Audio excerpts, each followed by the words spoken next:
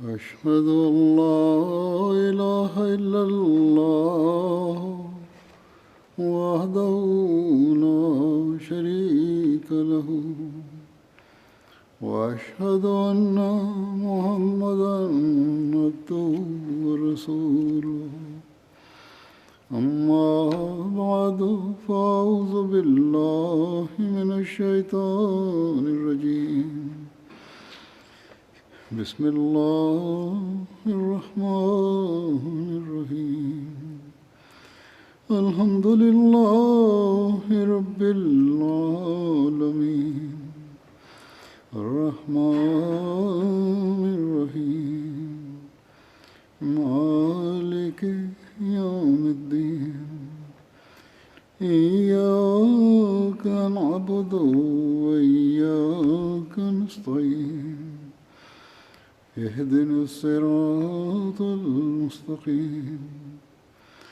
صراط الذين أنعمت عليهم غير المغضوب عليهم ولا الضالين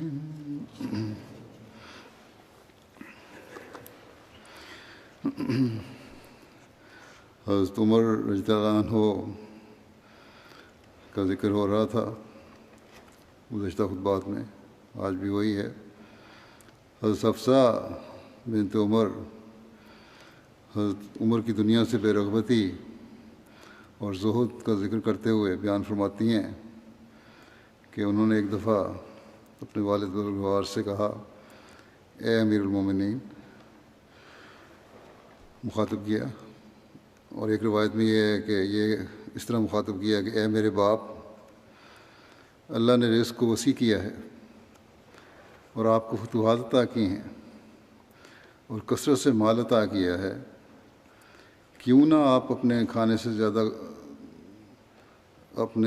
سے زیادہ نرم غذا کھایا کریں اور اپنے اس لباس سے زیادہ نرم لباس پہنا کریں۔ حضرت عمر نے فرمایا، میں تم سے ہی اس امر کا فیصلہ چاہوں گا، کیا تمہیں یاد نہیں کہ رسول اللہ صلی اللہ علیہ وسلم کو زندگی میں کتنی سختیاں گزارنی پڑیں؟ راوی کہتے ہیں کہ آپ مسلسل حضرت حفصہ کو یہ یاد دلاتے رہے، یہاں تک کہ حضرت حفصہ کو رلا دیا۔ پھر حضرت عمر نے فرمایا، اللہ کی قسم، جہاں تک مجھ میں طاقت ہوگی میں رسول اللہ صلی اللہ علیہ وسلم اور حضرت ابوبکر کی زندگیوں کی سختی میں شامل رہوں گا، تاکہ شاید میں ان دونوں کی راحت کی زندگی میں بھی شریک ہو جاؤں۔ ایک روایت میں یہ بھی ہے کہ حضرت عمر نے حضرت حفصہ سے کہا کہ اے حفصہ بنت عمر، تم نے اپنی قوم کی خیر خواہی تو کی ہے، لیکن اپنے باپ کی خیر خواہی نہیں کی۔ یہ مشورہ دیا تو نے مجھے کہ ہوگا تمہاری بہتر خدمت کروں گا قوم کی، لیکن میری خیر خواہی نہیں ہے۔ تو پھر فرمایا کہ میرے خاندان والوں کا صرف میری جان اور میرے مال پر حق ہے، لیکن میرے دین اور میری امانت میں ان کا کوئی حق نہیں۔ یعنی جو امانت میں ادا کر رہا ہوں اور جس طرح ادا کر رہا ہوں، اس میں مجھے تمہیں کچھ کہنے کی ضرورت نہیں ہے، تمہارا کوئی حق نہیں اس بارے میں کہنا۔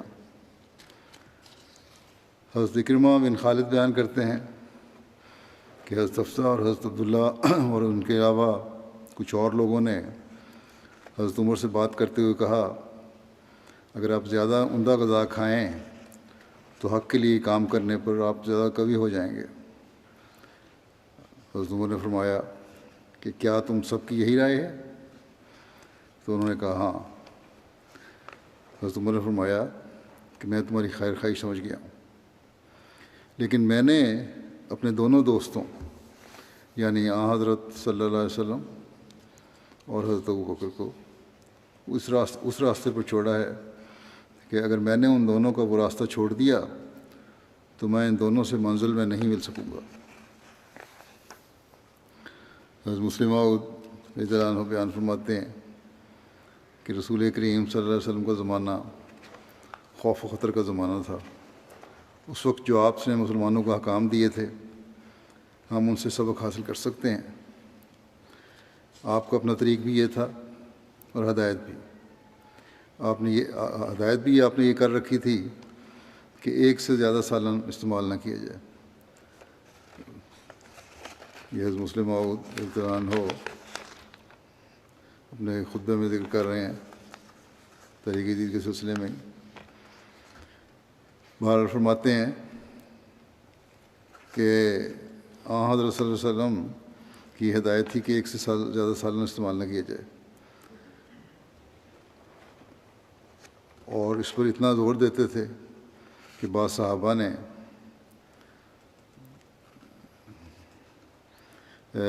اس میں غلف کر لیا، انتہا سے بڑھ گئے.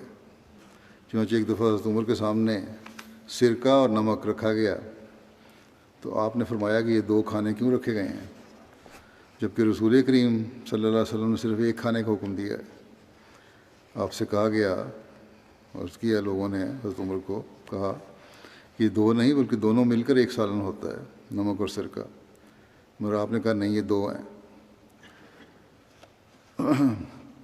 اگرچہ حضرت عمر کا یہ فعل رسول کریم صلی اللہ علیہ وسلم کی محبت کے جذبے کی وجہ سے غلف کا پہلو رکھتا ہوا معلوم ہوتا ہے، غالباً رسول کریم صلی اللہ علیہ وسلم کا یہ منشا نہ تھا، لیکن اس مثال سے یہ ضرور پتہ چلتا ہے کہ آپ نے دیکھ کر کہ مسلمانوں کو سادگی کی ضرورت ہے اس کی کس قدر تاکید کی تھی. حضرت عمر والا مطالبہ تو نہیں کرتا. مسلم فرماتے ہیں کہ حضرت عمر والا مطالبہ میں نہیں کرتا، اور یہ نہیں کہتا کہ نمک ایک سالن ہے اور سرکہ دوسرا، مگر یہ مطالبہ کرتا ہوں کہ آج سے 3 سال کے لیے جس کے دوران میں ایک سال کے بعد دوبارہ اعلان کرتا رہوں گا، تاکہ اگر ان 3 سالوں میں حالت خوف بدل جائے تو احکام بھی بدلے جا سکیں. ہر احمدی جو اس جنگ میں ہمارے ساتھ شامل ہونا چاہے یہ اقرار کرے کہ وہ آج سے صرف ایک سالن استعمال کرے گا. روٹی اور سالن یا چاول اور سالن یہ دو چیزیں نہیں بلکہ دونوں مل کر ایک ہوں گے، لیکن روٹی کے ساتھ 2 سالنوں یا چاولوں کے ساتھ 2 سالنوں کی اجازت نہ ہوگی. یہ اس زمانے کی بات ہے جب تحریک جدید کا اعلان فرمایا تھا، اور اس وقت ضرورت تھی جماعت کو اور ہم تحریک کی کہ اپنے خرچے کم کر کے چندہ دو. اللہ تعالیٰ کے فضل سے اب حالات مختلف ہیں، اس لیے یہ پابندی نہیں ہے، لیکن پھر بھی اسراف سے کام نہیں لینا چاہیے. حضرت مسلم موعود آیت والذین اذا انفقوا لم یسرفوا ولم یقتروا وکان بین ذلک قواما. والذین اذا انفقوا لم یسرفوا ولم یقتروا وکان بین ذلک قواما. اس کی تفسیر کرتے ہوئے فرماتے ہیں کہ اللہ تعالیٰ فرماتا ہے کہ اگر کوئی عبد الرحمن بننا چاہے تو اس کے لیے یہ بھی شرط ہے کہ وہ اپنا مال خرچ کرتے وقت 2 باتوں کا لحاظ کرے. اول یہ کہ وہ اپنے مال میں اسراف نہ کرے. اس کا کھانا صرف تکلف اور مزے کے لیے نہیں ہوتا بلکہ قوت، طاقت اور بدن کو قائم رکھنے کے لیے ہوتا ہے. اس کا پہننا آرائش کے لیے نہیں ہوتا بلکہ بدن کو ڈھانکنے اور خدا تعالیٰ نے جو اسے حیثیت دی ہے اس کے محفوظ رکھنے کے لیے ہوتا ہے. چنانچہ صحابہ کا طرز عمل بتاتا ہے کہ وہ اسی طرح کرتے تھے. چنانچہ حضرت عمر ایک دفعہ شام کو تشریف لے گئے، ملک کے شام. وہاں بعض صحابہ نے ریشمی کپڑے پہنے ہوئے تھے. ریشمی کپڑوں سے مراد وہ کپڑے ہیں جس میں کسی قدر ریشم تھا، ورنہ خالص ریشم جو ہے کہ کپڑے سوائے کسی بیماری کے مردوں کو پہننے منع ہے. آپ نے اپنے ساتھیوں سے فرمایا، حضرت عمر نے، کہ ان لوگوں پر خاک پھینکو، یعنی برا منایا، اور ان سے کہا کہ تم اب ایسے آسائش پسند ہو گئے ہو کہ ریشمی کپڑے پہنتے ہو. اس پر ان صحابہ میں سے ایک نے کرتا اٹھا کر دکھایا تو معلوم ہوا کہ اس نے نیچے موٹی اون کا سخت کرتا پہنا ہوا تھا. اس نے حضرت عمر کو بتایا کہ ہم نے ریشمی کپڑے اس لیے نہیں پہنے ہیں کہ ہم ان کو پسند کرتے ہیں، بلکہ اس لیے کہ اس ملک کے لوگوں کی طرز ہی ایسی ہے، اور یہ بچپن سے ایسے امراء کو دیکھنے کے عادی ہیں جو نہایت شان و شوکت سے رہتے تھے. بس ہم نے بھی ان کی رعایت سے اپنے لباسوں کو ملکی سیاست کے طور پر بدلا ہے، ورنہ ہم پر ان کا کوئی اثر نہیں۔ بس صحابہ کا عمل بتاتا ہے کہ اسراف سے کیا مراد ہے۔ اس سے یہی مراد ہے کہ مال ایسی اشیاء پر نہ خرچ کرے جن کی ضرورت نہیں اور جن کا مدعا صرف آرائش اور ذبائش ہو۔ غرض خدا تعالیٰ فرماتا ہے کہ عباد الرحمن وہ ہوتے ہیں جو اپنے مالوں میں اسراف نہیں کرتے،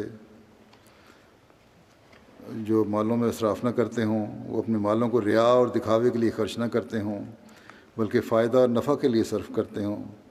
پھر اپنے مالوں کو ایسی جگہ دینے سے نہ روکیں جہاں جہاں دینا ضروری ہو اور ان کا قوام ہو، یعنی درمیانی ہو، اس فائدہ کا ذریعہ بن رہا ہو۔ نہ اپنے مالوں کو اس طرح لٹائیں جو اللہ تعالیٰ کی منشا کے ماتحت نہ ہو، اور نہ اس طرح روکیں کہ جائز حقوق کو بھی ادا نہ کریں۔ یہ دو شرطیں عباد الرحمن کے لیے مال خرچ کرنے کے متعلق ہیں، لیکن بہت لوگ ہیں جو یا تو اسراف کی طرف چلے جاتے ہیں یا بخل کی طرف چلے جاتے ہیں۔ حضرت عمر دکھاوے اور شان و شوکت والے لباس کے اس قدر خلاف تھے کہ مفتو دشمن کے لیے بھی یہ پسند نہیں کرتے تھے کہ وہ کوئی ایسا لباس پہن کے ان کے سامنے آئے جو شان و شوکت والا ہو۔ چنانچہ فارسیوں کے سپہ سالار ہرمزان کے واقعہ میں اس کی تفصیل ملتی ہے۔ یہ تفصیل تو میں پہلے بیان کر چکا ہوں، اس جگہ میں کچھ بیان کرتا ہوں تھوڑا سا حصہ واضح کرنے کے لیے۔ جب تستر کی فتح کے وقت فارسیوں کے سپہ سالار ہرمزان نے ہتھیار پھینک دیے اور خود کو مسلمانوں کے حوالے کر دیا اور اسے حضرت عمر کی خدمت میں مدینہ بھیج دیا گیا، تو مدینہ میں داخل ہونے سے پہلے جو لے جانے والے تھے مسلمان، انہوں نے اسے اس کا ریشمی لباس پہنا دیا تاکہ حضرت عمر اور مسلمان اس کی اصل حیات کو دیکھ سکیں۔ جب حضرت عمر کے سامنے وہ آیا تو حضرت عمر نے پوچھا کیا ہرمزان ہے؟ لوگوں نے کہا ہاں۔ تو حضرت عمر نے اس کو اور اس کے لباس کو بغور دیکھا اور کہا میں آگ سے اللہ تعالیٰ کی پناہ میں آتا ہوں اور اللہ سے مدد مانگتا ہوں۔ قافلہ کے لوگوں نے کہا کہ یہ ہرمزان ہے، اس سے بات کر لیں۔ آپ نے کہا ہرگز نہیں، یہاں تک کہ وہ اپنا زرق برق لباس اور زیورات اتار دے۔ جو ہے یہ سب کچھ اتارا گیا اور پھر حضرت عمر نے اس سے بات کی۔ حضرت عمر کی عاجزی اور تقوی کے بارے میں، ان کے معیار کا بارے میں اس بات سے اندازہ ہوتا ہے۔ حضرت عروہ بن زبیر سے روایت ہے کہ میں نے عمر بن خطاب کو کندھے پر پانی کا ایک مشکیزہ اٹھائے ہوئے دیکھا تو میں نے کہا اے امیر المومنین، آپ کے لیے یہ مناسب نہیں ہے۔ آپ نے فرمایا کہ جب وفود اطاعت و فرمانبرداری کا مظاہرہ کرتے ہوئے میرے پاس آئے، مختلف قوموں کے وفد آئے جب اطاعت کا مظاہرہ کرتے ہوئے، تو میرے دل میں اپنی بڑائی کا احساس ہوا، اس لیے میں نے اس بڑائی کو توڑنا ضروری سمجھا۔ کہ بڑائی کیوں پیدا ہوئی؟ اس لیے میں نے سوچا کہ میں پھر اس کو اس طرح توڑوں کہ پانی کا مشکیزہ اٹھا کے لے کے جاؤں۔ حضرت یحییٰ بن عبد الرحمن بن حاتب اپنے والد سے روایت کرتے ہیں کہ ہم لوگ حضرت عمر بن خطاب کے ساتھ مکے سے قافلے کی صورت میں واپس آ رہے تھے، یہاں تک کہ ہم زجنان کی گھاٹیوں میں پہنچے تو لوگ رک گئے۔ زجنان مکے سے 25 میل کے فاصلے پر ایک مقام کا نام ہے۔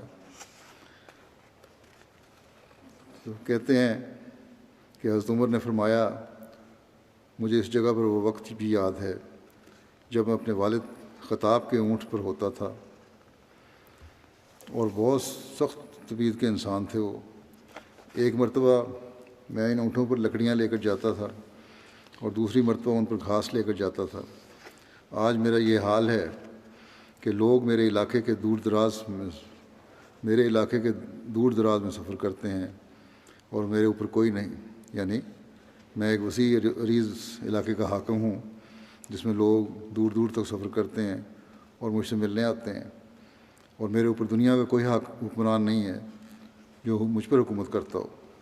پھر یہ شعر پڑھا لا شیء فیما تری الا بشاشۃ، یبقل الہ و یؤدی المال والولد، یعنی جو کچھ تمہیں نظر آتا ہے اس کی کوئی حقیقت نہیں سوائے ایک عارضی خوشی کے، صرف خدا کی ذات باقی رہے گی جبکہ مال اور اولاد فنا ہو جائے گی۔ حضرت خلیفہ مسیح اول رضی اللہ عنہ فرماتے ہیں اس بارے میں، حضرت عمر حج سے آتے ہوئے ایک درخت کے پاس کھڑے ہو گئے۔ حذیفہ جو بے تکلف تھا اس نے جرأت کی اور وجہ پوچھی۔ آپ نے فرمایا کہ ایک وقت تھا کہ جب میں اپنے ایک اونٹ کو چراتا تھا اور اس درخت کے نیچے میرے والد نے مجھے بہت زجر و توبیخ کی تھی، اور اب یہ وقت ہے کہ اونٹ تو کیا کئی لاکھ آدمی میری آنکھ کے اشارے پر جان دینے کو تیار ہیں۔ اس بارے میں مسلم موعود فرماتے ہیں، کیا یہ تعجب کی بات نہیں کہ اونٹوں کے چرانے والا ایک شخص عظیم الشان بادشاہ بن گیا، اور صرف دنیاوی بادشاہ نہیں بنا بلکہ روحانی بھی۔ یہ حضرت عمر تھے جو ابتدائی عمر میں اونٹ چرایا کرتے تھے۔ ایک دفعہ آپ حج کو گئے تو راستے میں ایک مقام پر کھڑے ہو گئے۔ دھوپ بہت سخت تھی جس سے لوگوں کو بہت تکلیف ہوئی، لیکن کوئی یہ کہنے کی ضرورت نہ کرتا کہ آپ یہاں کیوں کھڑے ہیں۔ آخر ایک صحابی کو جو حضرت عمر کے بڑے دوست تھے اور جن سے آپ فتنے کے متعلق پوچھا کرتے تھے، لوگوں نے کہا کہ آپ ان سے پوچھیں، حضرت عمر سے پوچھیں کہ یہاں کیوں کھڑے ہیں۔ انہوں نے حضرت عمر سے عرض کیا کہ آگے چلیے، یہاں کیوں کھڑے ہو گئے ہیں۔ حضرت عمر نے فرمایا کہ میں یہاں اس لیے کھڑا ہوا ہوں کہ ایک دفعہ میں اونٹ چرانے کی وجہ سے تھک کر اس درخت کے نیچے لیٹ گیا تھا۔ میرا باپ آیا اور اس نے مجھے مارا کہ کیا تجھے اس لیے بھیجا تھا کہ وہاں جا کر سو رہنا۔ تو ایک وقت میں میری یہ حالت تھی، لیکن میں نے رسول کریم صلی اللہ علیہ وسلم کو قبول کیا تو خدا تعالیٰ نے مجھے یہ درجہ دیا کہ آج اگر لاکھوں آدمیوں کو کہوں تو میری جگہ جان دینے کے لیے تیار ہے۔ اس واقعہ سے اور نیز اس قسم کے اور بہت سے واقعات سے معلوم ہوتا ہے کہ صحابہ کس حالت میں تھے اور رسول کریم صلی اللہ علیہ وسلم کی اتباع سے ان کی کیا حالت ہو گئی، اور انہوں نے وہ درجہ اور علم پایا جو کسی کو حاصل نہ تھا۔ مسلمان فرماتے ہیں کہ یہ قصہ میں نے اس لیے سنایا ہے کہ دیکھو، ایک اونٹ چرانے والے کو دین اور دنیا کے وہ علم سکھائے گئے جو کسی کو سمجھ نہیں آ سکتے۔ ایک طرف اونٹ یا بکریاں چرانے کی حالت کو دیکھو کہ کیسی علم سے دور معلوم ہوتی ہے، اور دوسری طرف اس بات پر غور کرو کہ اب بھی جب کہ یورپ کے لوگ ملک داری کے قوانین سے نہایت واقف اور آگاہ ہیں، حضرت عمر کے بنائے ہوئے قانون کو عزت کی نگاہ سے دیکھتے ہیں۔ ایک اونٹ کا چرواہا اور سلطنت کیا تعلق رکھتے ہیں، لیکن دیکھو کہ انہوں نے وہ کچھ کیا کہ آج دنیا ان کے آگے سر جھکاتی اور ان کی سیاست دانی کی تعریف کرتی ہے۔ پھر دیکھو حضرت ابوبکر ایک معمولی تاجر تھے، لیکن اب دنیا حیران ہے کہ ان کو یہ فہم، یہ عقل اور فکر کہاں سے مل گیا۔ میں بتاتا ہوں کہ ان کو قرآن شریف سے سب کچھ ملا۔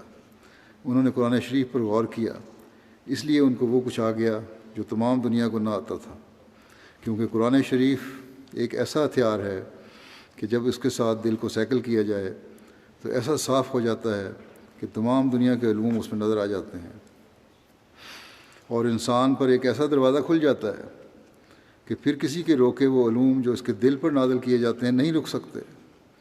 بس ہر ایک انسان کے لیے ضروری ہے کہ وہ قرآن کو پڑھنے اور غور کرنے کی کوشش کرے۔ حضرت عمر کی عاجزی اور انکساری کے بارے میں ایک روایت میں اس طرح ذکر ملتا ہے، جبیر بن نفیر سے روایت ہے کہ ایک جماعت نے عمر بن خطاب سے کہا، اے امیر المومنین، اللہ کی قسم ہم نے کسی شخص کو آپ سے زیادہ انصاف کرنے والا، زیادہ حق گو اور منافقین پر سختی کرنے والا نہیں دیکھا۔ بے شک آپ رسول اللہ صلی اللہ علیہ وسلم کے بعد لوگوں میں سب سے بہتر ہیں۔ عوف بن مالک نے کہا، اللہ کی قسم، اس شخص کو کہنے والے کو کہا کہ اللہ کی قسم تم نے جھوٹ بولا ہے، یقیناً ہم نے نبی کریم صلی اللہ علیہ وسلم کے بعد ان سے بہتر کو دیکھا، یعنی حضرت عمر سے بہتر کو بھی دیکھا ہے۔ تو حضرت عمر نے پوچھا، اے عوف، وہ کون ہے؟ تو انہوں نے کہا، ابو بکر۔ تو حضرت عمر نے فرمایا، عوف نے سچ بولا، اور اس شخص کو کہا کہ تم نے جھوٹ بولا، اللہ کی قسم ابو بکر مشک کی خوشبو سے بھی زیادہ پاکیزہ ہیں اور میں اپنے گھر والوں کے اونٹوں سے بھی زیادہ بھٹکا ہوا ہوں۔ حضرت مسلم موعود رضی اللہ عنہ فرماتے ہیں، حدیثوں میں آتا ہے کہ ایک دفعہ حضرت عمر اور حضرت ابوبکر کی کسی بات پر تکرار ہو گئی۔ یہ تکرار بڑھ گئی۔ حضرت عمر کی طبیعت تیز تھی، اس لیے حضرت ابوبکر نے مناسب سمجھا کہ وہ اس جگہ سے چلے جائیں تاکہ جھگڑا خواہ مخواہ زیادہ نہ ہو جائے۔ حضرت ابوبکر نے جانے کی کوشش کی تو حضرت عمر نے آگے بڑھ کر حضرت ابوبکر کا کرتا پکڑ لیا کہ میری بات کا جواب دے کر جائے۔ جب حضرت ابوبکر اس کو چھڑا کر جانے لگے تو آپ کا کرتا پھٹ گیا۔ آپ وہاں سے اپنے گھر کو چلے گئے، لیکن حضرت عمر کو شبہ پیدا ہوا کہ حضرت ابوبکر رسول کریم صلی اللہ علیہ وسلم کے پاس میری شکایت کرنے گئے ہیں۔ وہ بھی پیچھے پیچھے چل پڑے تاکہ میں بھی رسول کریم صلی اللہ علیہ وسلم کی خدمت میں اپنا عذر پیش کر سکوں، لیکن راستے میں حضرت ابوبکر حضرت عمر کی نظروں سے اوجھل ہو گئے۔ حضرت عمر یہی سمجھے کہ آپ رسول کریم صلی اللہ علیہ وسلم کی خدمت میں شکایت کرنے گئے ہیں۔ وہ بھی سیدھے رسول کریم صلی اللہ علیہ وسلم کی خدمت میں جا پہنچے۔ وہاں جا کر دیکھا تو حضرت ابوبکر موجود نہ تھے، لیکن چونکہ ان کے دل میں ندامت پیدا ہو چکی تھی، اس لیے عرض کیا، یا رسول اللہ، مجھ سے غلطی ہوئی کہ میں ابوبکر سے سختی سے پیش آیا۔ حضرت ابوبکر کا کوئی قصور نہیں، میرا ہی قصور ہے۔ جب حضرت عمر رسول کریم صلی اللہ علیہ وسلم کی خدمت میں حاضر ہوئے تو حضرت ابوبکر کو جا کر کسی نے بتایا کہ حضرت عمر رسول کریم صلی اللہ علیہ وسلم کے پاس آپ کی شکایت کرنے گئے ہیں۔ حضرت ابوبکر کے دل میں خیال پیدا ہوا کہ مجھے بھی اپنی برات کے لیے جانا چاہیے تاکہ یک طرفہ بات نہ ہو جائے اور میں بھی اپنا نقطہ نگاہ پیش کر سکوں۔ جب حضرت ابوبکر رسول کریم صلی اللہ علیہ وسلم کی خدمت میں مجلس میں پہنچے تو حضرت عمر عرض کر رہے تھے کہ یا رسول اللہ، مجھ سے غلطی ہوئی کہ میں نے ابوبکر سے تکرار کی اور ان کا کرتا مجھ سے پھٹ گیا۔ جب رسول کریم صلی اللہ علیہ وسلم نے یہ بات سنی تو غصے کے آثار آپ کے چہرے پر ظاہر ہوئے۔ آپ صلی اللہ علیہ وسلم نے فرمایا، اے لوگو، تمہیں کیا ہو گیا ہے؟ جب ساری دنیا میرا انکار کرتی تھی اور تم لوگ بھی میرے مخالف تھے، اس وقت ابوبکر ہی تھا جو مجھ پر ایمان لایا اور ہر رنگ میں اس نے میری مدد کی۔ پھر افسردگی کے ساتھ فرمایا کہ آپ بھی تم مجھے اور ابوبکر کو نہیں چھوڑتے۔ آپ یہ فرما رہے تھے کہ حضرت ابوبکر داخل ہوئے۔ یہ ہوتا ہے سچے عشق کا نمونہ کہ بجائے یہ عذر کرنے کہ یا رسول اللہ میرا قصور نہ تھا، عمر کا قصور تھا۔ عمر داخل ہوئے اور تو انہوں نے جب دیکھا، ابوبکر جب داخل ہوئے، انہوں نے جب دیکھا کہ رسول کریم صلی اللہ علیہ وسلم دل میں خفگی پیدا ہو رہی ہے تو آپ سچے عاشق کی حیثیت سے برداشت نہ کر سکے کہ میری وجہ سے رسول کریم صلی اللہ علیہ وسلم کو تکلیف ہو۔ اس لیے حضرت ابوبکر نے آتے ہی رسول کریم صلی اللہ علیہ وسلم کے سامنے گھٹنوں کے بل بیٹھ کر عرض کیا کہ یا رسول اللہ، عمر کا قصور نہیں، میرا قصور تھا۔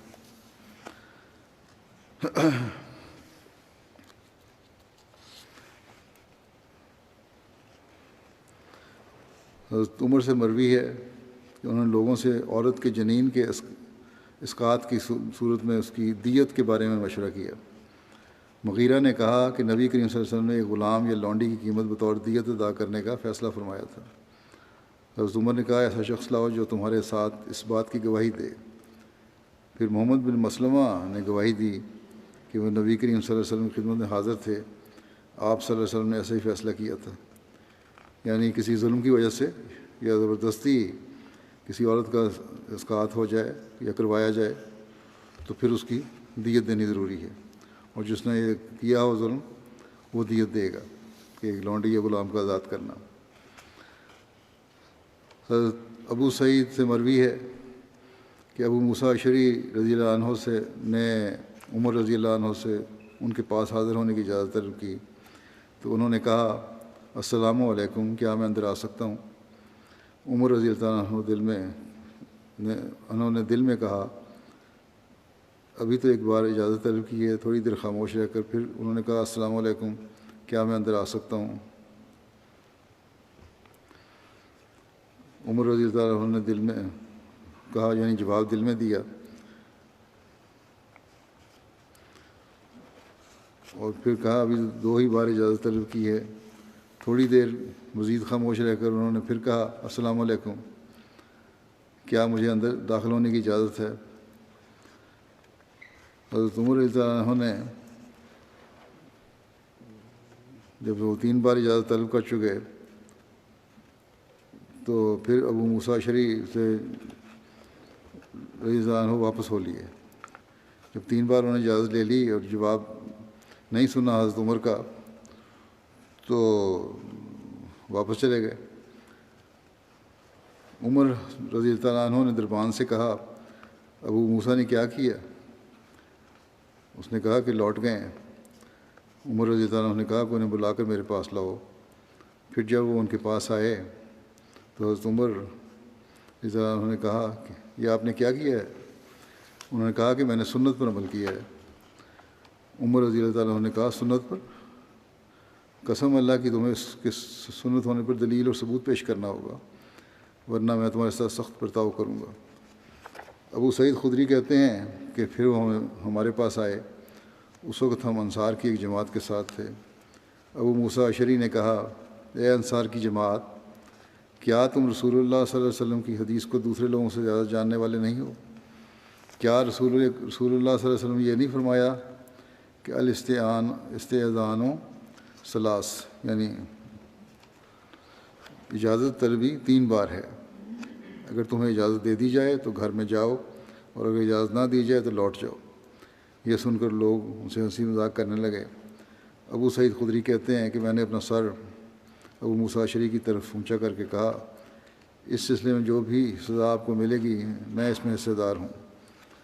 انہوں نے کہا ٹھیک ہے، میں گواہی دیتا ہوں کہ آپ نے ٹھیک کہا ہے۔ راوی کہتے ہیں پھر وہ یعنی ابو سعید عمر رضی اللہ عنہ کے پاس آئے اور ان کو اس حدیث کی خبر دی۔ حضرت عمر نے کہا کہ ٹھیک ہے، مجھے اس حدیث کا علم نہیں تھا اور اب مجھے علم ہو گیا۔ صحیح مسلم میں روایت ہے کہ حضرت ابو ہریرہ کہتے ہیں کہ ہم رسول اللہ صلی اللہ علیہ وسلم کے گرد بیٹھے ہوئے تھے، حضرت ابوبکر اور حضرت عمر سمیت اور لوگ بھی تھے۔ رسول اللہ صلی اللہ علیہ وسلم ہمارے درمیان سے اٹھ کر چلے گئے، مگر آپ کو واپسی میں دیر ہو گئی اور ہم ڈرے کہ آپ ہم سے کٹ نہ جائیں اور ہم گھبرا گئے اور اٹھ کھڑے ہوئے۔ سب سے پہلے مجھے فکر پیدا ہوئی تو میں رسول اللہ صلی اللہ علیہ وسلم کو ڈھونڈنے کے لیے باہر نکل پڑا، یہاں تک کہ میں انصار کے ایک باغ کے پاس آیا جو بنو نجار کا تھا۔ میں نے اس کے گرد چکر لگایا کہ دروازہ ڈھونڈوں، مگر میں نے دروازہ نہ پایا۔ پھر دیکھا کہ پانی کا ایک بڑا نالا باہر ایک کنویں سے باغ کے اندر جاتا ہے۔ تو کہتے ہیں میں اس میں لومڑی کے سمٹنے کی طرح سمٹ کر داخل ہوا نالے کے ذریعے سے اور رسول اللہ صلی اللہ علیہ وسلم پاس چلا گیا۔ آپ نے پوچھا ابو ہریرہ؟ میں نے کہا جی ہاں یا رسول اللہ۔ فرمایا کیا بات ہے؟ میں نے کہا آپ ہمارے درمیان تشریف فرما تھے، پھر آپ اٹھ کھڑے ہوئے، مگر واپسی میں آپ کو دیر ہو گئی تو ہم ڈر گئے کہ آپ ہم سے کٹ نہ جائیں تو ہم گھبرا گئے۔ سب سے پہلے مجھے فکر پیدا ہوئی اور میں اس باغ کے پاس آیا اور لومڑی کی طرح سمٹ کر اس باغ میں داخل ہوا اور وہ لوگ میرے پیچھے ہیں۔ آپ نے فرمایا اے ابو ہریرہ، اور مجھے اپنے جوتے دیے۔ آن صلی اللہ علیہ وسلم نے اور فرمایا میرے دونوں جوتے لے جاؤ اور جو کوئی اس باغ کے پرے تمہیں ملے اور یہ گواہی دیتا ہو کہ اللہ کے سوا کوئی قابل عبادت نہیں اور دل سے اس بات پر یقین رکھتا ہو، اس بات پہ اسے جنت کی بشارت دے دو۔ کہتے ہیں میں جب گیا تو سب سے پہلے حضرت عمر ملے۔ انہوں نے کہا اے ابو ہریرہ یہ جوتے کیسے ہیں؟ میں نے کہا یہ رسول اللہ صلی اللہ علیہ وسلم کے جوتے ہیں اور آپ صلی اللہ علیہ وسلم نے یعنی نشانی کے طور پر دیے ہیں مجھے اور ان دونوں کے ساتھ بھیجا ہے کہ میں جس سے ملوں اور وہ گواہی دیتا ہو کہ اللہ کے سوا کوئی معبود نہیں اور دل سے اس پر یقین رکھتا ہو تو میں اسے جنت کی بشارت دے دوں۔ اس پر حضرت عمر نے ابو ہریرہ کہتے ہیں کہ حضرت عمر نے زور سے میرے سینے پہ ہاتھ مارا غصے میں اور میں پشت کے بل گرا۔ انہوں نے کہا اے ابو ہریرہ واپس جاؤ۔ خیر کوئی ضرورت نہیں کسی کو کچھ کہنے کی۔ کہتے ہیں میں رسول اللہ صلی اللہ علیہ وسلم کے پاس واپس گیا اور رونا ہی لگا تھا کہ حضرت عمر بھی میرے پیچھے پیچھے آ پہنچے۔ رسول اللہ صلی اللہ علیہ وسلم نے فرمایا اے ابو ہریرہ تمہیں کیا ہوا؟ میں نے کہا میں عمر سے ملا تھا اور ان سے جو آپ نے مجھے دے کر بھیجا تھا بیان کیا، تو عمر نے مجھے سینے پر زور سے ہاتھ مارا، میں پشت کے بل گر گیا۔ انہوں نے کہا واپس جاؤ۔ رسول اللہ صلی اللہ علیہ وسلم نے فرمایا اے عمر تم نے ایسا کیوں کیا؟ حضرت عمر نے کہا یا رسول اللہ میرے ماں باپ آپ پر فدا ہوں، کیا آپ نے اپنی جوتیوں کے ساتھ ابو ہریرہ کو بھیجا تھا کہ جو اسے ملے اور گواہی دیتا ہو کہ اللہ کے سوا کوئی عبادت کے لائق نہیں، اور اس کا دل اس بات پر یقین رکھتا ہو اسے جنت کی بشارت دے دے؟ آپ صلی اللہ علیہ وسلم نے فرمایا کہ ہاں۔ اس پر حضرت عمر نے کہا، حضرت عمر سے عرض کیا کہ ایسا نہ کیجیے، کیونکہ مجھے ڈر ہے کہ لوگ پھر اسی پر بھروسہ کرنے لگ جائیں گے، اور آپ صلی اللہ علیہ وسلم کو اس لیے بہتر یہی ہے کہ آپ ان کو عمل کرنے دیں، وہ عمل کریں اور اپنی نیکیوں کا جو حکم ہے احکامات ہیں ان پر عمل کرنے دیں تاکہ وہ حقیقی مومن بنے، نہیں تو یہ صرف اسی بات پر قائم ہو جائیں گے کہ لا الہ الا اللہ سے کہنا ہی جنت کی بشارت ہے۔ رسول اللہ صلی اللہ علیہ وسلم نے فرمایا اچھا رہنے دو، اور ٹھیک ہے اسی طرح کرتے ہیں۔ بڑی محتاط طبیعت تھی حضرت عمر کی۔ حضرت عمر سے ڈر کر شیطان بھی بھاگتا ہے، اس بارے میں بھی بعض روایات ہیں۔ صحیح بخاری میں ایک روایت ہے، حضرت سعد بن وقاص روایت کرتے ہیں کہ حضرت عمر بن خطاب نے رسول اللہ صلی اللہ علیہ وسلم کے پاس اندر آنے کی اجازت مانگی، اور اس وقت آپ کے پاس قریش کی کچھ عورتیں بیٹھی ہوئی تھیں، آپ سے باتیں کر رہی تھیں اور آپ سے زیادہ خرچ مانگ رہی تھیں۔ ان کی آواز آپ کی آواز سے اونچی تھی۔ جب حضرت عمر بن خطاب نے اندر آنے کی اجازت مانگی تو وہ اٹھ کر جلدی سے پردے میں چلی گئیں، اور رسول اللہ صلی اللہ علیہ وسلم کو آنے کی اجازت دی گئی، حضرت عمر کو آنے کی اجازت دی اس پر۔ حضرت عمر آئے اور رسول اللہ صلی اللہ علیہ وسلم ہنس رہے تھے۔ حضرت عمر نے کہا یا رسول اللہ آپ کو ہمیشہ ہنستا رکھے۔ نبی صلی اللہ علیہ وسلم نے فرمایا ان عورتوں سے متعجب ہوں جو میرے پاس تھیں، جب انہوں نے آپ کی آواز سنی جلدی سے پردے میں چلی گئیں۔ حضرت عمر نے کہا یا رسول اللہ حالانکہ آپ زیادہ لائق ہیں کہ آپ سے ڈریں۔ پھر حضرت عمر کہنے لگے اے اپنی جانوں کی دشمنوں، عورتوں کو مخاطب کیا اونچی آواز میں، کیا تم مجھ سے ڈرتی ہو اور رسول اللہ صلی اللہ علیہ وسلم سے نہیں ڈرتی؟ وہ بولی ہاں، آپ تو بڑے سخت مزاج اور سخت دل ہیں، رسول اللہ صلی اللہ علیہ وسلم ایسے نہیں۔ تو رسول اللہ صلی اللہ علیہ وسلم نے فرمایا خطاب کے بیٹے سنو، اسی ذات کی قسم جس کے ہاتھ میں میری جان ہے، شیطان جب کبھی بھی تمہارے راستے پر چلتے ہوئے ملا ہے تو ضرور ہی اس نے اپنا وہ راستہ چھوڑ کر دوسرا راستہ لیا ہے۔ حضرت عائشہ بیان فرماتی ہیں کہ ایک مرتبہ رسول اللہ صلی اللہ علیہ وسلم تشریف فرما تھے کہ ہم نے شور سنا اور بچوں کی آوازیں بھی۔ رسول اللہ صلی اللہ علیہ وسلم کھڑے ہو گئے۔ وہاں حبشہ کی ایک عورت تھی جو ناچ کے کرتب دکھا رہی تھی اور بچے اس کے ارد گرد جمع ہوئے تھے۔ رسول اللہ صلی اللہ علیہ وسلم نے فرمایا عائشہ آ جاؤ اور دیکھ لو۔ میں آئی اور اپنی تھوڑی رسول اللہ صلی اللہ علیہ وسلم کے کندھے پر رکھ کر دیکھنے لگی۔ میری تھوڑی اور آپ کے سر اور کندھے کے درمیان تھی۔ پھر آپ مجھ سے فرمانے لگے کیا تم سیر نہیں ہوئی؟ میں نے کہا ابھی نہیں، تاکہ میں دیکھوں کہ آپ کو میری کتنی قدر ہے۔ جب حضرت عمر آئے تو لوگ اس عورت کے پاس سے بھاگ گئے۔ حضرت عائشہ کہتی ہیں کہ رسول اللہ صلی اللہ علیہ وسلم نے فرمایا میں دیکھتا ہوں کہ جن و انس کے شیطان عمر سے بھاگتے ہیں۔ حضرت عائشہ کہتی ہیں کہ پھر میں وہاں سے لوٹ آئی۔ حضرت بریدہ بیان کرتے ہیں کہ رسول اللہ صلی اللہ علیہ وسلم کسی غزوے کے لیے نکلے، جب آپ واپس تشریف لائے تو ایک سیاہ فام لونڈی نے آ کر عرض کیا کہ اے اللہ کے رسول صلی اللہ علیہ وسلم، میں نے منت مانی تھی کہ اگر اللہ تعالیٰ آپ کو سلامتی سے واپس لے آیا تو میں آپ کے سامنے دف بجا کر گانا گاؤں گی۔ رسول اللہ صلی اللہ علیہ وسلم نے فرمایا کہ اگر تم نے نظر مانی ہے تو بجا لو ورنہ نہیں۔ چنانچہ وہ دف بجانے لگی اور حضرت ابوبکر تشریف لائے، وہ دف بجاتی رہی۔ پھر حضرت علی آئے تو وہ دف بجاتی رہی۔ پھر حضرت عثمان آئے تو پھر بھی دف بجاتی رہی۔ پھر حضرت عمر تشریف لائے تو اس نے دف اپنے نیچے رکھ لی اور اس کے اوپر بیٹھ گئی۔ رسول اللہ صلی اللہ علیہ وسلم نے فرمایا کہ اے عمر، شیطان بھی تجھ سے ڈرتا ہے۔ میں بیٹھا تھا تو یہ دف بجاتی رہی، پھر ابوبکر آئے یہ دف بجاتی رہی، پھر علی آئے تو بھی بجاتی رہی، پھر عثمان آئے تو یہ بجاتی رہی، مگر اے عمر جب تم آئے ہو تو اس نے دف رکھ دی ہے۔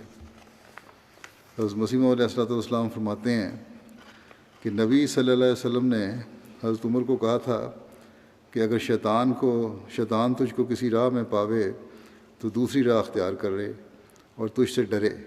اور اس دلیل سے ثابت ہوتا ہے کہ شیطان حضرت عمر سے ایک نامرد ذلیل کی طرح بھاگتا ہے۔ حضرت عمر کی زبان اور دل پر حق اور سکینت کے بارے میں حضرت صلی اللہ علیہ وسلم نے ایک مرتبہ فرمایا، حضرت عبداللہ بن عمر سے روایت ہے، کہتے ہیں کہ رسول اللہ صلی اللہ علیہ وسلم نے فرمایا کہ اللہ نے حق کو عمر کی زبان اور دل پر جاری کر دیا۔ حضرت ابن عباس اپنے بھائی فضل سے روایت کرتے ہیں کہ میں نے رسول اللہ صلی اللہ علیہ وسلم کو یہ فرماتے ہوئے سنا کہ عمر بن خطاب میرے ساتھ ہوتا ہے جہاں میں پسند کرتا ہوں، اور میں اس کے ساتھ ہوتا ہوں جہاں وہ پسند کرتا ہے، اور میرے بعد عمر بن خطاب جہاں ہوگا حق اس کے ساتھ رہے گا۔ حضرت علی بیان کرتے ہیں کہ ہم آپس میں گفتگو کیا کرتے تھے کہ سکینت حضرت عمر کی زبان اور دل پر جاری ہوتی ہے۔ حضرت مسلم معود رضی اللہ عنہ بیان فرماتے ہیں کہ رسول کریم صلی اللہ علیہ وسلم نے اپنی ایک بیوی سے کہا کہ میرا سامان سفر باندھنا شروع کرو۔ انہوں نے رخت سفر باندھنا شروع کیا، اور حضرت عائشہ سے کہا میرے لیے ستو وغیرہ یا دانے وغیرہ بھون کر تیار کرو۔ اسی قسم کی غذائیں ان دنوں میں ہوتی تھیں، چنانچہ انہوں نے مٹی وغیرہ پھٹک کے دانوں سے نکالنی شروع کی۔ حضرت ابوبکر گھر میں بیٹی کے پاس آئے اور انہوں نے یہ تیاری دیکھی تو پوچھا، عائشہ یہ کیا ہو رہا ہے؟ کیا رسول اللہ صلی اللہ علیہ وسلم کسی سفر کی تیاری میں ہیں؟ کہنے لگیں کہ سفر کی تیاری ہی معلوم ہوتی ہے، آپ صلی اللہ علیہ وسلم نے سفر کی تیاری کے لیے کہا ہے۔ کہنے لگے کوئی لڑائی کا ارادہ ہے؟ انہوں نے کہا کچھ پتہ نہیں۔ رسول اللہ صلی اللہ علیہ وسلم نے فرمایا ہے کہ میرا سامان سفر تیار کرو، اور ہم ایسا کر رہے ہیں۔ 2-3 دن کے بعد آپ نے حضرت ابوبکر اور حضرت عمر کو بلایا اور کہا دیکھو تمہیں پتہ ہے کہ خزاعہ کے آدمی اس طرح آئے تھے، اور پھر بتایا کہ یہ واقعہ ہوا ہے، اور مجھے خدا نے اس واقعے کی پہلے سے خبر دے دی تھی کہ انہوں نے غداری کی ہے، یعنی مکے والوں نے غداری کی ہے، ہم نے ان سے معاہدہ کیا ہوا ہے۔ اب یہ ایمان کے خلاف ہے کہ ہم ڈر جائیں اور مکے والوں کی بہادری اور طاقت دیکھ کر ان کے مقابلے کے لیے تیار نہ ہو جائیں، تو ہم نے وہاں جانا ہے، اور تمہاری کیا رائے ہے؟ حضرت ابوبکر نے کہا یا رسول اللہ، آپ نے تو ان سے معاہدہ کیا ہوا ہے، اور پھر وہ آپ کی قوم ہے، مطلب یہ تھا کہ آپ اپنی قوم کو ماریں گے؟ حضرت نے فرمایا کہ ہم اپنی قوم کو نہیں ماریں گے، معاہدہ شکنوں کو ماریں گے۔ پھر حضرت عمر سے پوچھا تو انہوں نے کہا بسم اللہ، میں تو روز دعائیں کرتا تھا کہ یہ دن نصیب ہو اور ہم رسول اللہ صلی اللہ علیہ وسلم کی حفاظت میں کفار سے لڑیں۔ رسول کریم صلی اللہ علیہ وسلم نے فرمایا ابوبکر بڑا نرم طبیعت کا ہے، مگر قول صادق عمر کی زبان سے ہی زیادہ جاری ہوتا ہے۔ فرمایا کہ تیاری کرو۔ پھر آپ نے ارد گرد کے قبائل کو اعلان بھجوایا کہ ہر شخص جو اللہ اور رسول پر ایمان رکھتا ہے وہ رمضان کے ابتدائی دنوں میں مدینہ میں جمع ہو جائے۔ چنانچہ لشکر جمع ہونے شروع ہوئے اور کئی ہزار آدمیوں کا لشکر تیار ہو گیا اور آپ لڑنے کے لیے تشریف لے گئے۔ حضرت ابوبکر اور عمر کی فضیلت کے بارے میں ایک روایت ہے، حضرت ابو سعید خدری سے روایت ہے کہ نبی کریم صلی اللہ علیہ وسلم نے فرمایا علیین والوں میں سے کوئی شخص جنت والوں پر جھانکے گا تو اس کے چہرہ کی وجہ سے جنت جگمگا اٹھے گی، گویا ایک چمکتا ہوا ستارہ ہے، اور حضرت ابوبکر اور عمر بھی ان میں سے ہیں، اور وہ دونوں کیا ہی خوب ہیں۔ ابو عثمان سے روایت ہے کہ رسول اللہ صلی اللہ علیہ وسلم نے حضرت عمر بن عاص کو ذات السلاسل کی فوج پر افسر مقرر کر کے بھیجا۔ یہ مدینہ سے کوئی ایک دن کے سفر میں واقع جگہ ہے، اس زمانے کا جو سفر کا طریقہ ہوتا ہے اس کے مطابق، اور وادی القرا سے آگے قبیلہ جذام کے علاقے میں ایک کنویں کا نام ہے۔ حضرت عمر کہتے ہیں کہ جب میں آپ کے پاس واپس آیا تو میں نے آپ سے پوچھا لوگوں میں سے آپ کو کون زیادہ پیارا ہے؟ آپ نے فرمایا عائشہ۔ میں نے کہا مردوں میں سے کون زیادہ پیارا ہے؟ آپ نے فرمایا اس عائشہ کا باپ۔ میں نے کہا پھر کون؟ آپ نے فرمایا عمر۔ پھر آپ نے کئی مردوں کا نام لیا۔ حضرت انس سے مروی ہے کہ رسول اللہ صلی اللہ علیہ وسلم مہاجرین و انصار میں سے اپنے صحابہ کے پاس نکل کر آتے اور وہ بیٹھے ہوتے، ان میں ابوبکر اور عمر رضی اللہ عنہما بھی ہوتے، تو ان میں سے کوئی اپنی نگاہ آپ کی طرف نہیں اٹھاتا تھا سوائے ابو بکر و عمر رضی اللہ عنہما کے۔ یہ دونوں آپ کو دیکھتے اور مسکراتے، اور آپ ان دونوں کو دیکھتے اور مسکراتے۔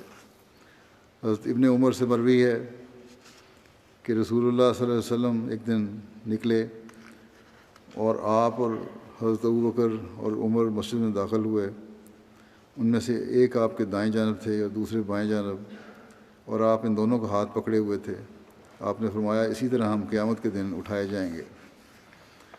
عبداللہ بن حنطب سے مروی ہے کہ رسول اللہ صلی اللہ علیہ وسلم نے حضرت ابوبکر اور حضرت عمر رضی اللہ عنہما کو دیکھ کر فرمایا یہ دونوں کان اور آنکھ ہیں۔ حضرت جابر بن عبداللہ سے مروی ہے کہ حضرت عمر نے حضرت ابوبکر سے کہا اے رسول اللہ صلی اللہ علیہ وسلم کے بعد سب سے بہتر انسان۔ اس پر ابوبکر رضی اللہ عنہ نے کہا سنو، اگر تم ایسا کہہ رہے ہو تو میں نے رسول اللہ صلی اللہ علیہ وسلم کو فرماتے ہوئے سنا ہے کسی آدمی پر سورج طلوع نہیں ہوا جو عمر سے بہتر ہو۔ حضرت ابن عمر سے مروی ہے کہ رسول اللہ صلی اللہ علیہ وسلم نے فرمایا میں وہ پہلا شخص ہوں، میں وہ پہلا شخص ہوں گا جس سے زمین شک ہوگی، پھر ابو بکر، پھر عمر رضی اللہ عنہما، پھر میں بقیع والوں کے پاس آؤں گا تو وہ میرے ساتھ اٹھائے جائیں گے، پھر میں مکہ والوں کا انتظار کروں گا یہاں تک کہ حرمین کے درمیان اٹھایا جاؤں گا۔ حضرت عبداللہ بن مسعود سے مروی ہے کہ نبی اکرم صلی اللہ علیہ وسلم نے فرمایا تمہارے پاس جنت والوں میں سے ایک شخص آ رہا ہے، تو حضرت ابوبکر رضی اللہ تعالیٰ عنہ آئے۔ پھر آپ نے فرمایا تمہارے پاس جنت والوں میں سے ایک شخص آ رہا ہے، تو حضرت عمر رضی اللہ عنہ آئے۔ حضرت انس سے روایت ہے کہ رسول اللہ صلی اللہ علیہ وسلم نے حضرت ابوبکر اور حضرت عمر کے بارے میں فرمایا یہ دونوں جنت کے اولین اور آخرین کے تمام بڑی عمر کے لوگوں کے سردار ہیں سوائے انبیاء اور مرسلین کے۔ حضرت حذیفہ سے روایت ہے کہ رسول اللہ صلی اللہ علیہ وسلم نے فرمایا میرے بعد ان دونوں ابوبکر اور عمر کی پیروی کرنا۔ حضرت ابو سعید خدری سے بیان کرتے ہیں کہ رسول اللہ صلی اللہ علیہ وسلم نے فرمایا ہر نبی کے آسمان والوں میں سے 2 وزیر ہوتے ہیں اور زمین والوں میں سے بھی 2 وزیر ہوتے ہیں۔ آسمان والوں میں سے میرے 2 وزیر جبرائیل اور میکائیل ہیں، اور زمین والوں میں سے میرے 2 وزیر ابو بکر اور عمر ہیں۔ حضرت حذیفہ سے مروی ہے کہ ہم نبی کریم صلی اللہ علیہ وسلم کے پاس بیٹھے ہوئے تھے تو آپ صلی اللہ علیہ وسلم نے فرمایا میں نہیں جانتا کہ میں کب تک تمہارے درمیان رہوں گا، بس تم لوگ ان دونوں کی پیروی کرو جو میرے بعد ہوں گے۔ اور آپ صلی اللہ علیہ وسلم نے حضرت ابوبکر اور حضرت عمر کی طرف اشارہ کیا۔ حضرت ابوبکر سے مروی ہے کہ نبی کریم صلی اللہ علیہ وسلم نے ایک روز فرمایا تم میں سے کس نے خواب دیکھی ہے؟ ایک شخص نے عرض کیا کہ میں نے دیکھا گویا کہ ایک میزان ہے آسمان سے اترا ہے اور آپ کو اور حضرت ابوبکر کو تولا گیا تو آپ حضرت ابوبکر سے بھاری ہوئے، پھر حضرت ابوبکر اور حضرت عمر کو تولا گیا تو حضرت ابوبکر بھاری ہوئے، پھر حضرت عمر اور حضرت عثمان کو تولا گیا تو حضرت عمر بھاری ہوئے۔ اس کے بعد میزان ترازو اٹھا لی گئی۔ راوی کہتے ہیں کہ ہم نے آپ کے چہرے پر ناپسندیدگی کے آثار دیکھے۔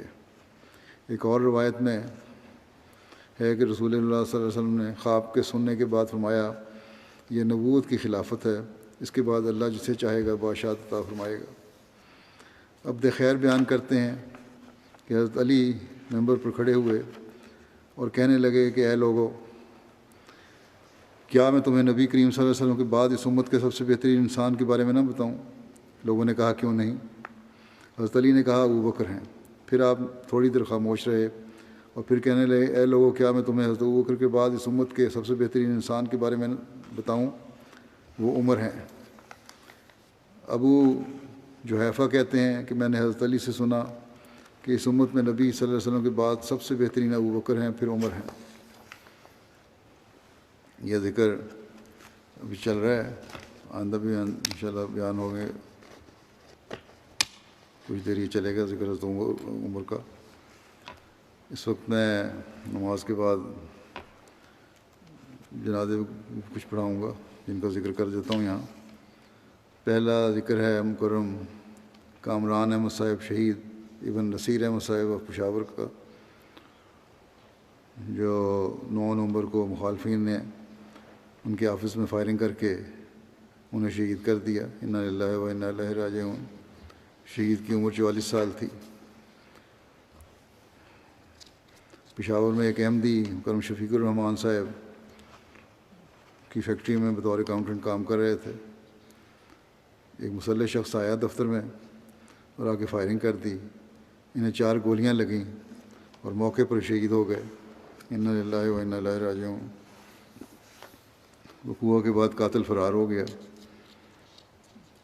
شہید مرحوم کے خاندان میں احمدیت کا نفوذ ان کے والد مکرم نصیر احمد صاحب کے نانا حضرت نبی بخش صاحب ابن فتح الدین صاحب بھینی بانگر نزد قادیان کے ذریعے سے ہوا تھا، جنہوں نے 1902 میں حضرت اقدس مسیح علیہ السلام کی دست مبارک پر بیعت کر کے احمدیت میں شمولیت اختیار کی تھی۔ شہید مرحوم نے کچھ عرصہ قبل ایک دکان لے کر اپنے بھائی کے ساتھ ایک آفس بنایا تھا۔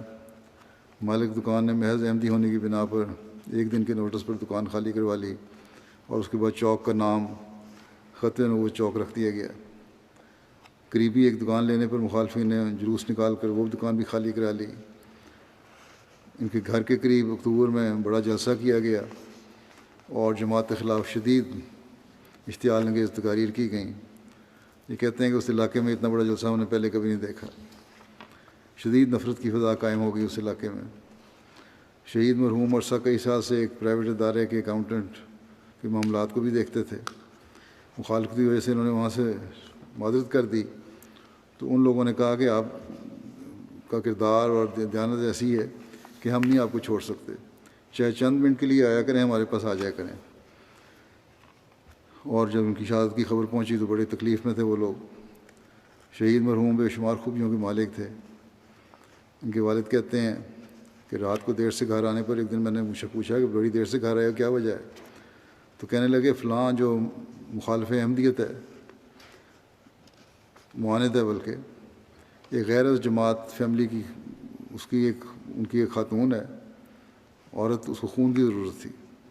اس مخالف کے ایک فیملی میں کسی عورت کو خون کی ضرورت تھی، اس کو خون دے کے آیا ہوں، اور خون اس لیے دیا ہے کہ یہ لوگ مالی لحاظ سے کمزور ہیں اور مجبور ہیں، اور ان کا اپنا کردار ہے اور ہمارا اپنا کردار ہے۔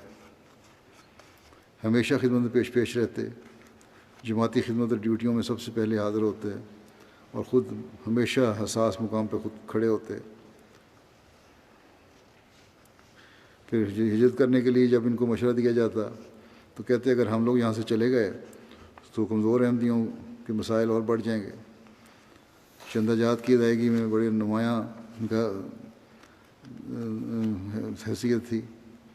ہمیشہ چندہ جات کی تحریک اولین ادائیگی کے وقت میں ادائیگی کیا کرتے تھے۔ 12-13 سال کی عمر میں ایک دفعہ موبائلہ پمفلٹ تقسیم کرنے کی وجہ سے ان کو پولیس نے پکڑ کر حوالات میں بھی بند کر لیا۔ اگلے روز ان کی رہائی ہوئی۔ کہتے ہیں واقعہ شہادت سے 2 دن پہلے انہوں نے خواب دیکھی تھی کہ ایک بزرگ خاتون ان کے گھر کی صفائی کر رہی ہیں اور کہہ رہی ہیں کہ خلیفہ رابع نے آنا ہے۔ تو کہتے ہیں کہ تھوڑی دیر کے بعد حضور رحمہ اللہ تشریف لائے اور شہید مرحوم کا ہاتھ پکڑ لیا اور بڑے پیار سے کہا کہ ہم اکٹھے رہیں گے اور تم نے پھر ساتھ ہی رہنا ہے۔ وہ فضل تعالیٰ وصیت میں عشق نظام میں شامل تھے، نرم مزاج، علاقے کی ہر عزیز شخصیت تھے، شریف النفس، غریبوں کا ہمدرد، خلافت سے بے پناہ عشق رکھنے والے۔ عثمان میں ان کے والد نصیر احمد صاحب، والدہ ہیں اور اہلیہ ہیں اور 3 بچے ہیں، 13 سال کے، 11 سال اور 8 سال۔ اللہ تعالیٰ ان بچوں کو بھی حافظ و ناصر ہو اور سب کو حوصلہ اور صبر عطا فرمائے اور ان سے بھی مغفرت اور رحم کو سلوک فرمائے، درجات بلند کرے۔ ان کی والدہ بھی بیمار ہیں، ان کے لیے بھی دعا کریں، اللہ تعالیٰ کینسر کی مریض ہیں، اللہ تعالیٰ فضل فرمائے۔ دوسرا ذکر ہے ڈاکٹر مرزا نبیر احمد اور ان کی عائشہ عنبر سید کا، جو ایک حادثے میں امریکہ میں ملواکی میں ان کی وفات ہوگی دونوں کی۔ ڈاکٹر مرزا نبیر احمد کی عمر 35 سال تھی۔ انا للہ و انا الیہ راجعون۔ یہ مرحوم کے پردادا حضرت ڈپٹی میاں محمد شریف صاحب تھے جو صحابی تھے حضرت مسیح علیہ السلام کے، اور مرحوم کی دادی ماسٹر عبدالرحمٰن صاحب عنہ کی بیٹی تھیں۔ ان کے پڑنانا بھی صحابی تھے، کافی خاندان میں ان کے صحابہ ہیں۔ 2012 میں یہ امریکہ منتقل ہوئے۔ 17 سال کی عمر میں نظام وصیت میں ان کی شامل ہونے کی توفیق ملی۔ قائد مجلس خدام الاحمدیہ کی خدمت کی توفیق پا رہے تھے، اور کہتے ہیں کہ مرحوم ملواکی مسجد کے لیے ایک نئی عمارت خریدنے کے لیے مقامی جماعت کے سب سے زیادہ عطیہ پیش کرنے والے احباب میں شامل تھے۔ عثمان خان میں ان کے والد ہیں مرزا نصیر احمد صاحب جو سیکٹری امور عامہ اسلام آباد ہیں اس وقت، والدہ ہیں ریجنل صدر ہیں لجنہ اسلام آباد کی، بہن ہے نادیہ، اور 2 بھائی ہیں، اور ان کی اہلیہ عائشہ عنبر جو ان کے ساتھ ہی ان کی وفات ہوئی، وہ سید سجاد شاہ صاحب جاپان کی بیٹی تھیں، اور مربی سلسلہ ہمارے جاپان میں آج کل سید ابراہیم ان کی ہمشیرہ تھیں۔ ان کے خاندان میں احمدیت سید عبدالرحیم شاہ صاحب آف پھگلا کے ذریعے سے آئی تھی۔ 1930 میں حضرت مسلم موعود رضی اللہ عنہ کے ہاتھ پر انہوں نے بیعت کی تھی۔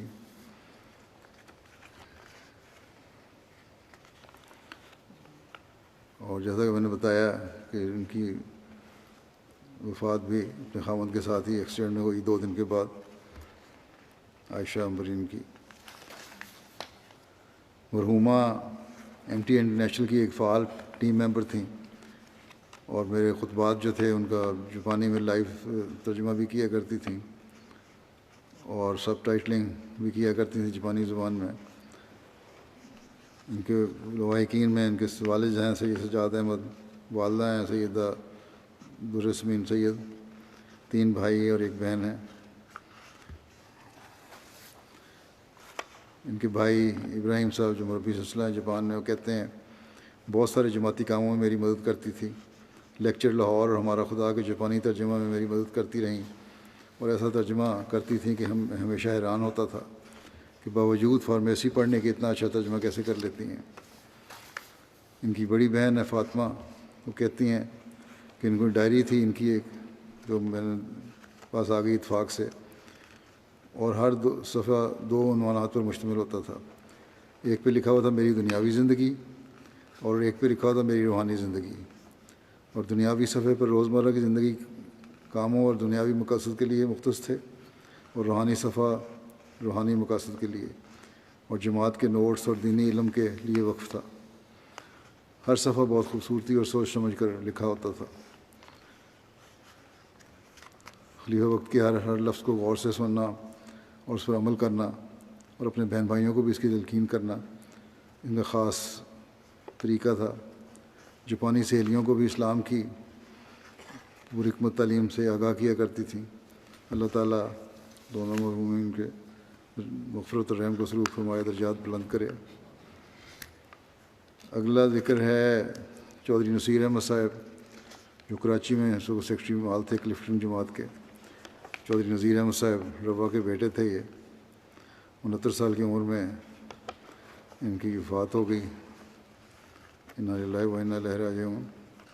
وفات کے وقت کی اپنی اہلیہ اور برادری نسبتی کو نماز فجر کی امامت کروا رہے تھے، تو دوسری رکعت میں سجدے کے دوران اچانک حرکت قلب بند ہو جانے کی وجہ سے اللہ تعالیٰ کے حضور حاضر ہو گئے۔ اللہ تعالیٰ کے فضل سے موسی تھے۔ حضرت مسیح علیہ السلام نے نماز کی حالت میں موت کو ایک قابل رشک موت قرار دیا ہے۔ چودھری نذیر احمد صاحب جو ان کے والد تھے، ان کو بھی ریٹائرمنٹ کے بعد 25 سال جماعت کی خدمت کی توفیق ملی، نائب ناظر زراعت اور وکیل وزارت رہے۔ ان کے بھائی چھوٹے بھائی ہیں چودھری نعیم احمد صاحب، وہ افسر خزانہ انجمن کے اس وقت۔ عثمان خان میں ان کی اہلیہ ہیں نصرت نصیر صاحبہ، ان کی اولاد نہیں تھی۔ اور 1972 میں کراچی شفٹ ہوئے، وہیں ان کا کاروبار تھا، وہاں مختلف حیثیتوں سے جماعت کی خدمت کی توفیق ملی اور غیر معمولی خدمت کی انہوں نے توفیق پائی۔ اللہ تعالیٰ ان سے مغفرت اور رحم کا سلوک فرمائے۔ اگلا ذکر ہے سردارہ بی بی صاحبہ اہلیہ چودھری نوی بخش صاحب دارالرحمت غربی ربوہ کا، جن کی گزشتہ دنوں میں وفات ہوئی۔ انا للہ و انا الیہ راجعون۔ ان کا تعلق پٹھان کوٹ ضلع گرداسپور سے تھا، پھر یہ ہجرت کر کے پاکستان آ گئے، پہلے سیالکوٹ پھر سندھ۔ والدین اور سارا خاندان شیعہ مسلک سے تعلق رکھتا ہے۔ 1949 میں جب اپنے خاندان کے ساتھ آپ نے احمدیت قبول کی تو والدین نے کہا کہ تمہارا خاوند کافر ہو گیا ہے، اس لیے تم واپس آ جاؤ۔ خاندان کے ساتھ نہیں، اپنے خاوند کے ساتھ احمدیت قبول کی تھی، باقی خاندان نے بیعت نہیں کی۔ انہوں نے کہا خاوند کافر ہو گیا تم چھوڑ دو اس کو۔ اس پر انہوں نے جواب دیا اپنے گھر والوں کو، خاندان کو، کہ اب تو میں صحیح مسلمان ہوئی ہوں، آپ کے پاس تو صرف فجر کی نماز پڑھتی تھی، اور اب میں نہ صرف 5 وقت کی نمازیں بلکہ تہجد کی نماز باقاعدگی سے پڑھتی ہوں، اس لیے واپس نہیں آؤں گی۔ 14 سال کے بعد اپنے والدین کو ملنے گئیں، اس وقت بھی بڑی سردموری سے ملے، لیکن اس کے باوجود ان کے دل نرم نہیں ہوئے اور کبھی وہ ان کو ملنے نہیں آئے۔ جماعت سے سچا پیار کرتی تھیں، خلافت سے فدائیت کا تعلق تھا، غریب پرور، نیک اور مخلص خاتون تھیں، مرحومہ موسیہ تھیں۔ عثمان گان میں 3 بیٹے اور 4 بیٹیاں شامل ہیں۔ ان کے بڑے بیٹے ڈاکٹر عبدالرحیم صاحب کو بھی نصرت جہاں کے تحت 5 سال سیرالون میں خدمت کی توفیق ملی۔ چھوٹے بیٹے عبدالخالق نیّر صاحب مربی سلسلہ ہیں، آج کل کیمرون میں خدمت کی توفیق پا رہے ہیں، وہاں مشنری انچارج بھی ہیں، امیر بھی ہیں، جو میدان عمل میں اس وقت مصروف ہیں، اور اس وجہ سے والدہ کے جنازے میں بھی شامل نہیں ہو سکے۔ اللہ تعالیٰ ان سب کو صبر اور حوصلہ بھی عطا فرمائے، مرحومہ کے درجات بلند فرمائے۔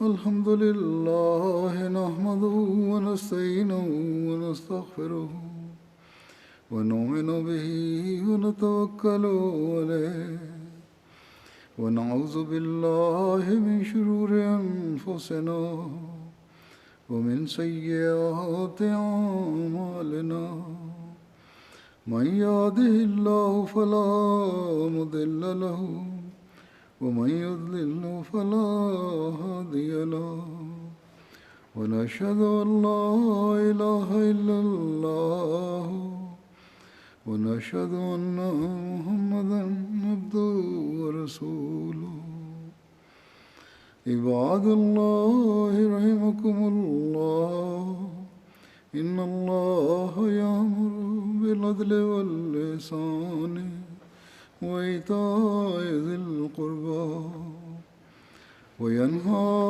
عن الفحشاء والمنكر والبغي يعظكم لعلكم تذكرون اذكروا الله يذكركم وادعوه يستجب لكم ولذكر الله أكبر